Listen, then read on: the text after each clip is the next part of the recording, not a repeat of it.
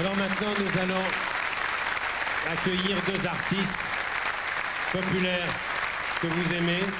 Ils se sont tous les deux impliqués. Vous allez voir, Liane Folly, Patrick Fiori. Vous allez voir Liane tout à l'heure.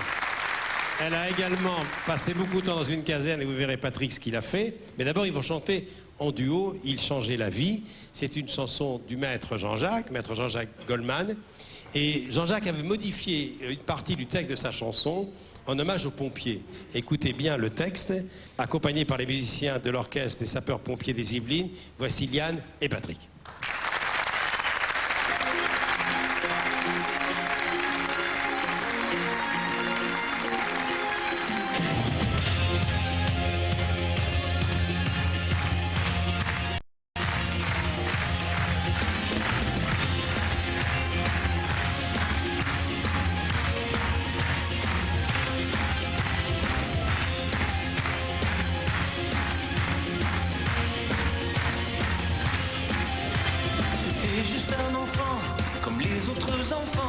Quand on lui demandait quel métier veux-tu faire, qui répondait pompier sans penser à carrière, juste sauver des gens des flammes de l'enfer.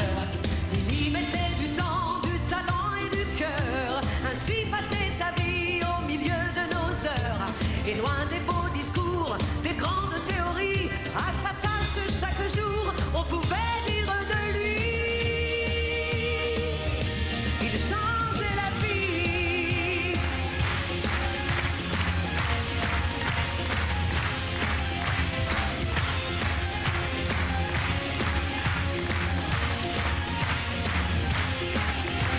C'était un professeur, un simple professeur, qui pensait que savoir était un grand trésor, que tous les moins que rien n'avaient pour s'en sortir, que l'école et le droit qu'à chacun de s'instruire. Il y mettait du temps, du talent et du cœur, ainsi passait sa vie au milieu de nos heures. Et loin des beaux discours, des grandes théories, à sa tâche chaque jour, on pouvait dire de lui. Il changeait la vie.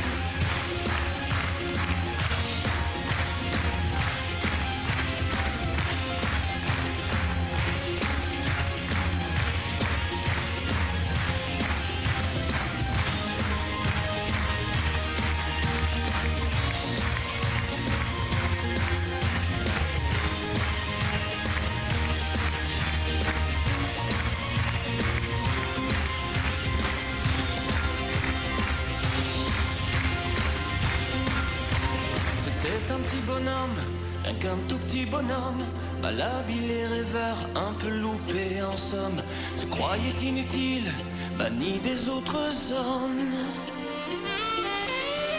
Il pleurait sur son saxophone.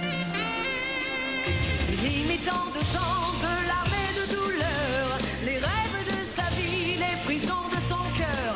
Et loin des beaux discours, des grandes théories, inspiré jour après jour de son souffle et de ses cris.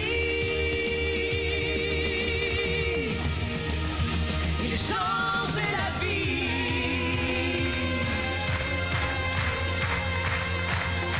Il changeait la vie.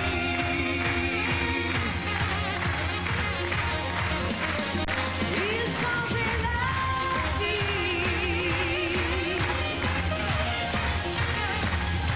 Il changeait la vie.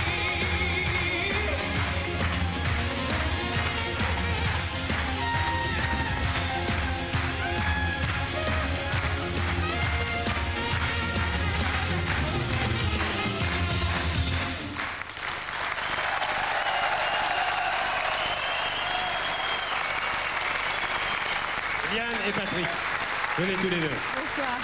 Voilà, Bonsoir, bonsoir. vous allez les retrouver tous les deux. Lui sur les plages, elle à Paris avec un groupe d'élite de Grette. Mais je crois savoir que ton premier gala, tu l'as donné pour des pompiers. J'ai commencé mon tout premier concert, enfin sur scène, au bal avec l'orchestre de mon père. C'était le bal des pompiers de Lyon-Perrache. À côté de Lyon. C'était un certain 13 et 14 juillet 1974. Voilà. Ben voilà, ça t'a porté bonheur. Alors, je vous ai dit que Liane Folly, qui a fait son premier gala un soir de 14 juillet à la caserne de Lyon-Perrache, elle était toute jeune, elle n'a pas oublié. Eh bien, elle a voulu s'impliquer elle aussi. La brigade des sapeurs-pompiers de Paris l'a accueillie. La voici au sein du GREP. Le GREP, c'est le groupe de recherche et d'exploration profonde. C'est un groupe extrêmement pointu, très spécialisé. Regardez.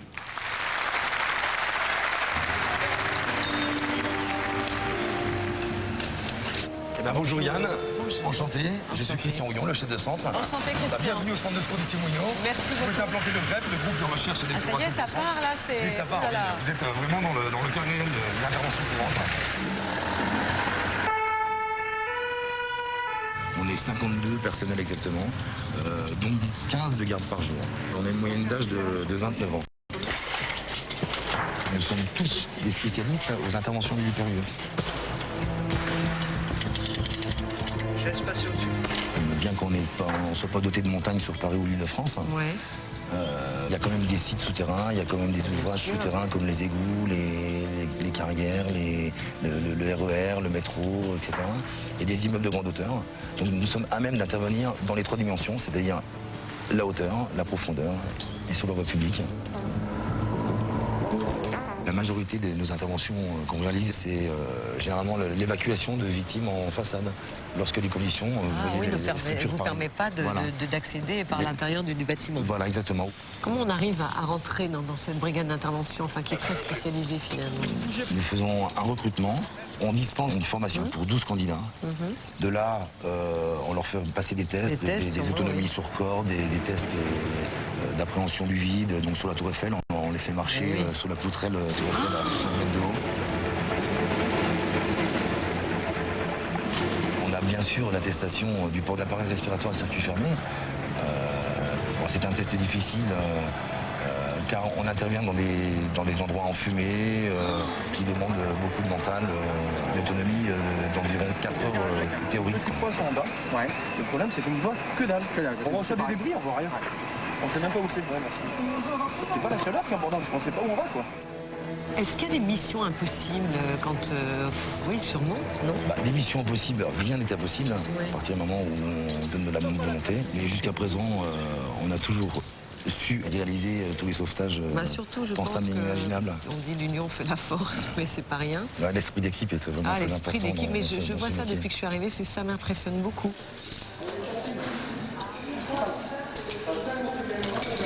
Dans vos vies privées, vous ne parlez pas de ce que vous faites. Éventuellement Avec un petit vos peu, mais émotions, c'est vrai qu'on peut pas... Tout ne se développe pas. Oui, non. c'est ça. Non, non. Il y a certaines choses qui sont difficiles à comprendre pour quelqu'un qui est à l'extérieur. Ah oui. Le risque est plus même. Vous êtes en face toujours aussi de la mort, quand même, c'est important. On parle beaucoup des interventions entre nous. Il y a que peu de personnel de chez nous parle de ça à l'extérieur. On va se rendre sur la base hélico, on va prendre l'hélicoptère pour descendre des pompiers sur une intervention fictive. Voilà. Donc sur un immeuble, en fait. Sur un immeuble.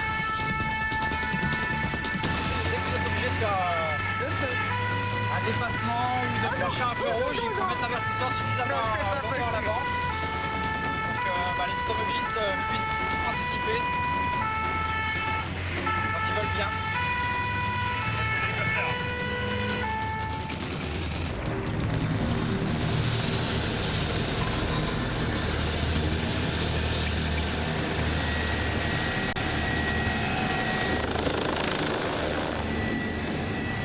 Alors donc c'est le moyen le plus rapide, l'hélicoptère. L'hélicoptère qui nous permet de gagner de grands délais d'intervention. Quel genre d'intervention qu'on peut faire? Alors les interventions qu'on fait en hélicoptère avec le GREP, ce sont surtout des missions d'hélitreuillage ou d'héliportage, c'est-à-dire qu'on va descendre du personnel avec l'hélicoptère pour se poser sur des points hauts qui sont inaccessibles aux sapeurs-pompiers venant par voie terrestre. On va pouvoir aller récupérer des gens qui sont bloqués éventuellement dans des nacelles, sur des chantiers, donc des bâtiments en cours de construction. Je ne voudrais pas vous interrompre, mon capitaine, mais on arrive.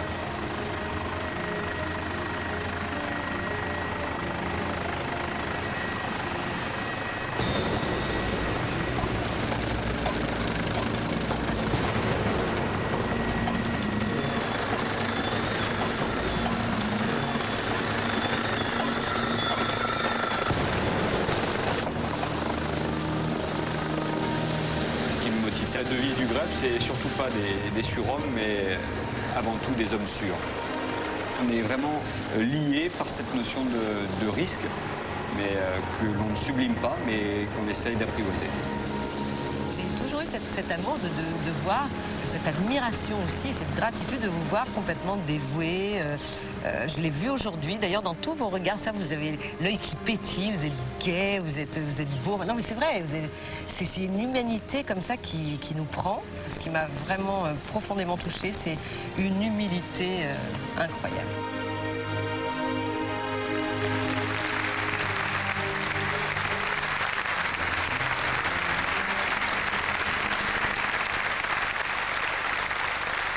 Voici Liane qui revient aux côtés de l'adjudant Christian Houillon du GREP.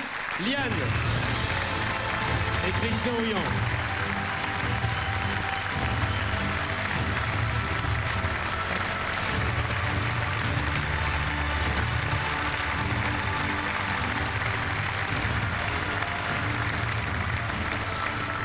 Ah, quel beau couple! Quel beau couple! Vous êtes magnifiques tous les deux. Ah oui. C'est pas encore officiel, bien sûr. Non, pas encore. C'est un moment inoubliable. Oui, et merci à vous tous de m'avoir fait passer ce moment. C'est vrai que ce sont des hommes pas comme les autres. Hein. Non, non, non. Vous savez, ils ont dit on n'est pas des surhommes, on est des hommes sûrs. Des hommes sûrs, mais ça, je vous le confirme.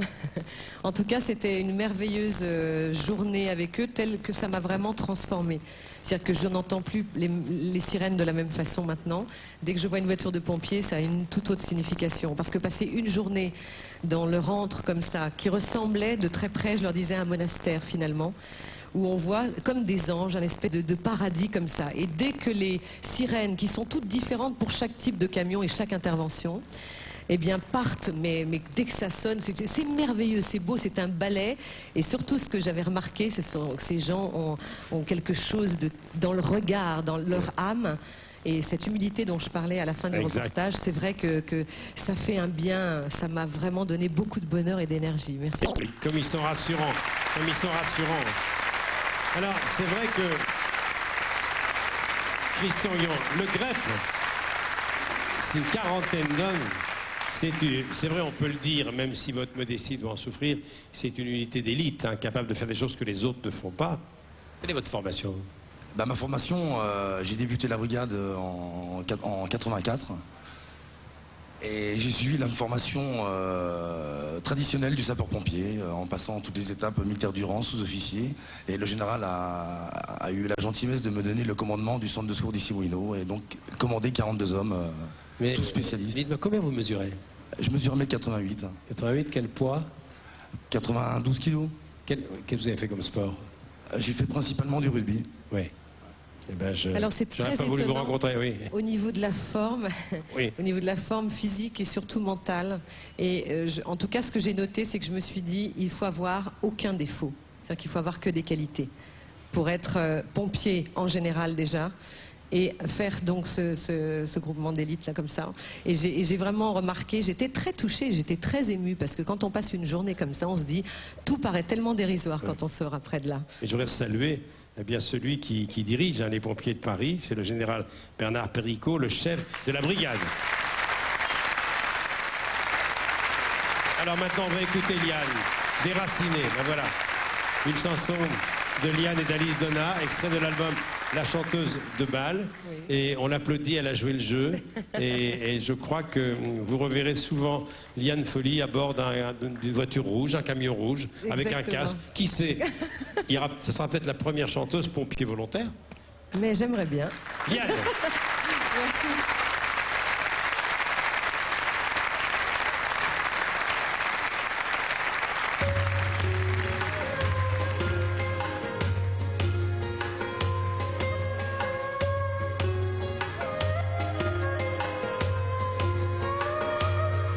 Entre deux soleils, entre deux continents, glissé sous le ciel, un grand bateau tout blanc. Pendant que ma mère pleurait, dans son ventre moi j'attendais de naître pour l'hiver, enfin peut-être. Mon passé, je ne le connais pas. D'où je viens, où je vais, je ne le sais pas. Dans mon cœur résonne encore cette terre se parlait fort comme unique héritage. Déraciné, sans un décor, sans un repère, je suis déraciné entre les non-dits, les mystères, depuis que je suis né. Une petite voix étrange, venue d'ailleurs, cadeau des anges, me parle d'Alger.